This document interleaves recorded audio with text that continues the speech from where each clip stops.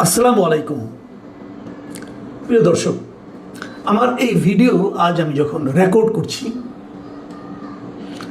সেই সময় পর্যন্ত খবর হলো যে এনসিপির নেতারা, শীর্ষস্থানীয় নেতারা, তারা হবিগঞ্জ শহরে ঢুকতে পারছেন না।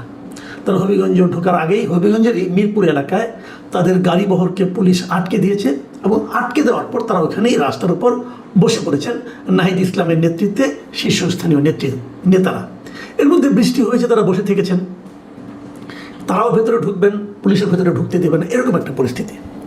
প্রশ্ন হলো, দেশে এখন রাজনৈতিক পরিস্থিতি কি এমন হয়েছে যে একটা জাতীয় সংসদের তৃতীয় বৃহত্তম দলের নেতাদের এরকম রাজপথে বসে পড়ার মতো, অথবা কোথাও একটা শহরে তারা ঢুকবে, সেই শহরে তাদেরকে ঢুকতে দেওয়া হবে না, এমন একটা পরিস্থিতি কি উদ্ভব হওয়ার কথা? কেন এমন ঘটনাটা ঘটল? আমি এটা নিয়ে একটু কথা বলতে চাই।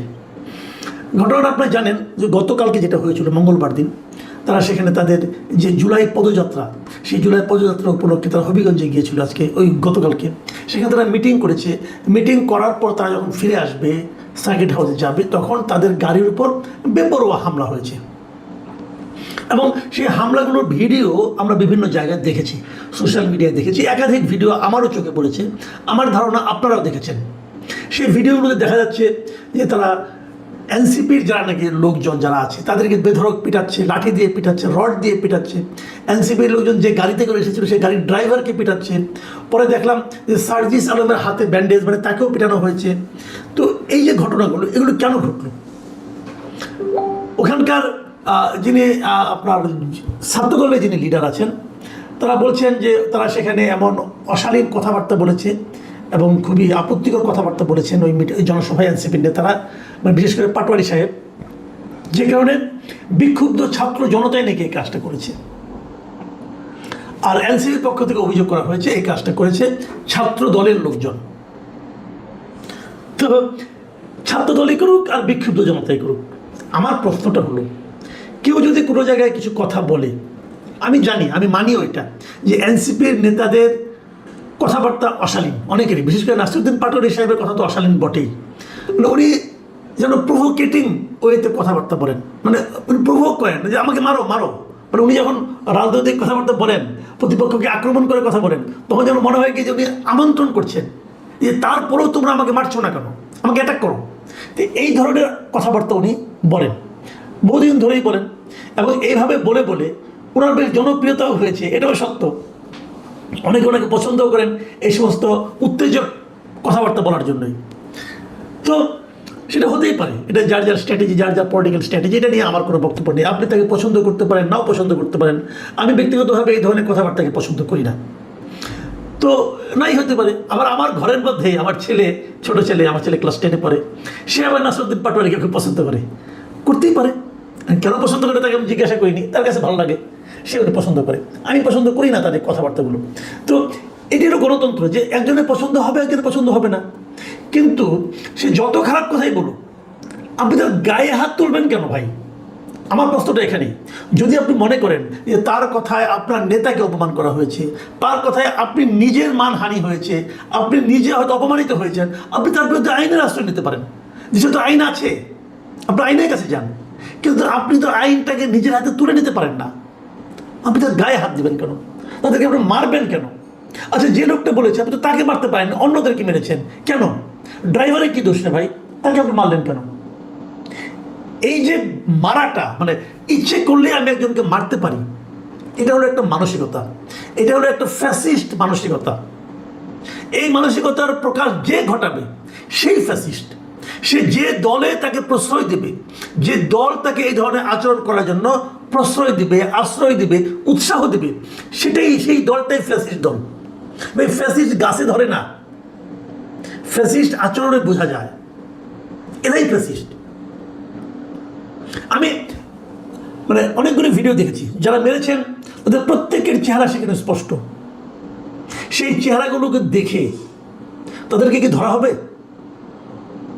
এই জায়গাটাতে আমার প্রশ্ন। যদি তাদের ধরা না হয়, তাহলে আপনি নিশ্চিত থাকতে পারেন এরা সব ছাত্র দল, যুব দল, অথবা স্বেচ্ছাসেবক দল, অথবা বিএনপি করে। যদি এদেরকে ধরে আইনের আওতায় না আনা হয়, তাহলে আপনি নিশ্চিত থাকতে পারেন আর যদি ধরা হয় তাহলে বুঝবো ওই যে প্রধানমন্ত্রী অনেক বড় গলায় বলেছেন না যে উনি আইনের শাসন কায়েম করতে চান, তাহলে বুঝবো যে আইনের শাসন কায়েমের সদিচ্ছাটা আসলে ওনার মধ্যে আছে। ছাত্রদলের লোকেরা বলেছে যে এরা হলো বিক্ষুব্ধ ছাত্র জনতা। যদি ছাত্র জনতাও হয় তবুও তাদেরকে বিচারের আওতায় আনতে হবে, কারণ তাহলে তারা অন্যায় করছে। একজন লোক আপনি জানেন যে সে খারাপ, জানেন, আপনি একদম নিশ্চিতভাবে জানেন সে দুষ্ট লোক, তাকে থামানো দরকার, আপনি জানেন, তারপরেও তার গায়ে আপনি হাত তুলতে পারেন না। তাকে আপনি ধরে নিয়ে পুলিশের কাছে দিতে পারেন, অথবা পুলিশকে ডেকে এনে তাকে ধরিয়ে দিতে পারেন, কিন্তু গায়ে হাত দিতে পারেন না, কারণ তার শরীরটা আপনার মালিকানার নয়, তার শরীরের মালিক আপনি নন। যেই মুহূর্তে তার গায়ে আপনি একটা লাঠির বাড়ি দিবেন, সেই মুহূর্তে আপনি হবেন একজন দুষ্কৃতকারী, আপনি হবেন একজন সন্ত্রাসী। এই সন্ত্রাসীদেরকে অবশ্যই ধরতে হবে, যদি এই সরকার মনে করেন যে তারা আসলে আইনের শাসন কায়েম করতে চান। দেখুন, আমি একটা ঘটনা বললাম, আরেকটা ঘটনা বলি। গত দুদিন ধরে দেখছি, সেটা হলো রাজশাহী ইউনিভার্সিটিতে গত 27 জুলাইয়ের ঘটনা। প্রথম কিছু স্টুডেন্টদের মধ্যে একটা বিষয় নিয়ে বিরোধ তৈরি হয়েছিল, সেটা মীমাংসা করতে গিয়েছিল বিশ্ববিদ্যালয় কর্তৃপক্ষ। সেই মীমাংসাকে কেন্দ্র করে বিরোধ আরও বেড়েছে, এবং এগুলো কী কী হয়েছে এগুলো আপনি পত্রপত্রিকা পাবেন। কিন্তু ঘটনা যেটা ঘটলো সেটা হলো যে পরশুদিন দেখলাম যে রাকসুর যিনি সাধারণ সম্পাদক মিস্টার সালাউদ্দিন আম্মার, এই সালাউদ্দিন আম্মার বিখ্যাত লোক, কিন্তু সে নানা জনের বিরুদ্ধে নানা কিছু করে, মবের জন্য উস্কানি দেয়, অনেক কিছু করে, আমার বিরুদ্ধে দিয়েছে মবের জন্য। তার আমরা অনেক ঘটনা শুনেছি। আমি হঠাৎ করে দেখলাম যে সে একটা বেলচা হাতে নিয়ে একজনকে মারতে যাচ্ছে, চিৎকার চেঁচামেচি করছে, তাকে মারবে, মেরে ফেলবে, অমুক করবে, তমুক করবে। এটাকার অধিকার তাকে কে দিল? সে বিশ্ববিদ্যালয়ের স্টুডেন্টরা তাকে ভোট দিয়ে সাধারণ সম্পাদক বানিয়েছে তাদের ছাত্র সংসদের। অবশ্যই এটা তাদের একটা বড় অর্জন। এই অর্জনের বিনিময়ে তাকে এই ক্ষমতা দেওয়া হয়েছে, সে বেলচা দিয়ে কাউকে মারতে পারে? সে কি আইন নিজে বানাবে? আইন বানানোর তার কোনো অধিকার আছে? নিজে নিজে নিজের মতো করে বিচার করে রায় দিয়ে সেই বিচারের রায় বাস্তবায়ন অধিকার তাকে কেউ দেওয়া হয়েছে? দুজন ছাত্রকে পিটিয়ে, মানে গরুর মতো পেটানো হয়েছে। গরু বোধহয় মানুষ এভাবে পেটায় না।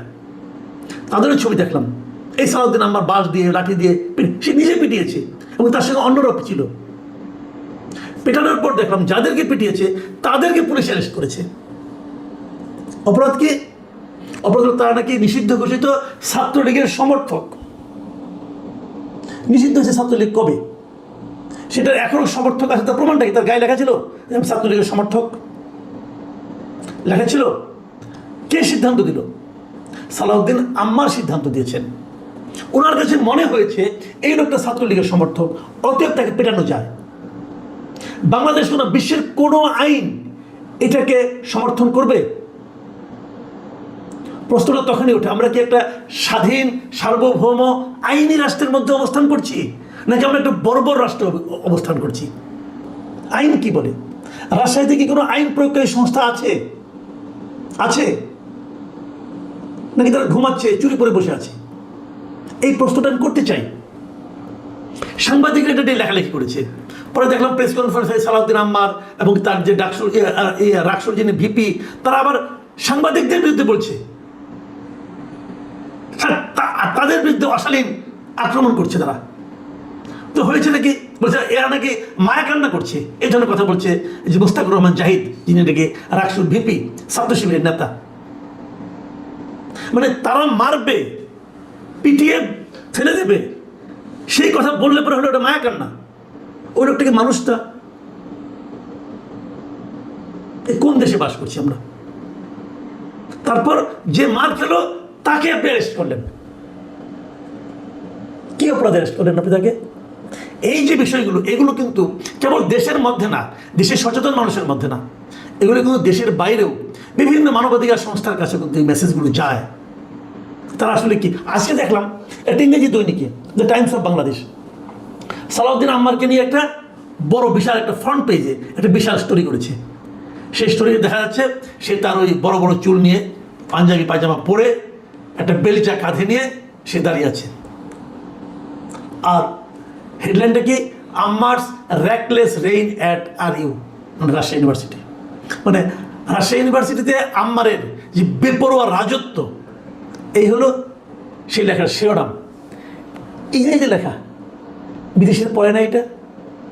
এটা বিদেশিরা পড়ে এদেশের আইন শৃঙ্খলা নিয়ে তাদের কী ধারণা হচ্ছে। রাজশাহী যারা নাকি আইন শৃঙ্খলা রক্ষার দায়িত্বে আছেন তাদের সম্পর্কে তাদের কত উচ্চ ধারণা হচ্ছে। বিশ্ববিদ্যালয় কর্তৃপক্ষ হয়তো বিশ্ববিদ্যালয় কর্তৃপক্ষ করবে তো কী করবে, তারা তো নিজেরাই ভয় কাঁপে। কতগুলো মেরুদণ্ডী লোক এখানে বসে আছে, নিজেরাই ভয় কাঁপে। এবং এই রিপোর্টে যদি আপনারা পড়েন, যদি সময় পান পড়ে নিন, ডিটেল কাহিনী আছে আম্মারের অতীত কর্মকাণ্ড সম্পর্কে। সেগুলো পড়লে যে কেউ বলবে এই ছবিটা বরং কম করা হয়েছে, ছবিটাতে কম দেখানো হয়েছে। আমি মাননীয় প্রধানমন্ত্রীকে বলবো যে আপনি আপনার কোন ইমেজটা মানুষকে দেখাতে চাচ্ছেন, আপনি আপনার কোন ইমেজ তৈরি করতে চাচ্ছেন, সেগুলো আমরা একটু বুঝতে চাই ভাই। যে জিনিসটা রাজশাহীতে ঘটছে, যে জিনিসটা হবিগঞ্জে ঘটছে, এ ধরনের আরও অনেক ঘটনা ঘটছে দেশে। সালাউদ্দিন আহমেদ সাহেব জ্ঞানী লোক, আমার কাছে তো মাঝে মাঝে ওনাকে ফিলোসফারের মতো মনে হয়, স্বরাষ্ট্রমন্ত্রীর দায়িত্বে আছেন। ওনারা কি এগুলি দেখেন না ভাই, এগুলি পড়েন না আপনারা? আপনাদের একটু লজ্জা লাগে না? আরেকটা কথা বলি, সেটা হলো হবিগঞ্জে যে গতকালকে ঘটনা যেটা ঘটেছে, এরপর আজকে আবার যে এনসিপির লোকজন সেখানে গেছে, এটা আমার কাছে একটু বাড়াবাড়ি মনে হয়েছে। মানে এটা হলো কি ওই পায়ে পা দিয়ে ঝগড়া করার যে ব্যাপারটা আমার কাছে এরকম মনে হয়েছে। আপনাদের কালকে অনুষ্ঠান করেছেন, আপনাদেরকে আপনারা প্রহিত হয়েছেন, আপনাদের বিচার চান, কিন্তু আবার আজকে ওখানে আবার অনুষ্ঠান করতে হবে, এই জেদ এর কি মানে আছে? তাই আপনাদের সঙ্গে তো লোক নেই, আপনাদেরকে জিনিস বুঝতে হবে এই লোকগুলো দুষ্ট। পুলিশ আপনি যারা আপনাদেরকে মারছে তারা দুষ্ট লোক মানলাম, পুলিশ আপনাদেরকে হেল্প করছে না ওটাও মানলাম, তাহলে আপনি ওখানে আবার যাচ্ছেন কেন? মানে ইনভাইট করছেন যে আসো আমাদেরকে মারো, অথবা আপনি কার ইগোতে আঘাত করছেন? তো এটাও কিন্তু আমার কাছে একটু বাড়াবাড়ি মনে হয়েছে। আমি মনে করি যে আমাদের মধ্যে গণতান্ত্রিক যে চিন্তাটা, গণতান্ত্রিক যে চেতনাটা, এটা যদি সবার মধ্যে না আসে, আপনি এক পক্ষের কাছ থেকে আশা করলে কিন্তু হবে না। তবে এই জিনিসটা আগে আসতে হবে সরকারের কাছ থেকে, কারণ এই সরকার রাষ্ট্র ক্ষমতায় আছে। তার আগে আইন শৃঙ্খলা ব্যবস্থাকে ঠিক করবে। কে অপরাধ করলো তার মুখের দিকে তাকাবে না, অপরাধের দিকে তাকাবে, তার ব্যাপারে ব্যবস্থা নেবে, তারপর তারা দেখবে যে আর কি হয়। প্রিয় দর্শক, এখন পর্যন্ত, আল্লাহ হাফেজ।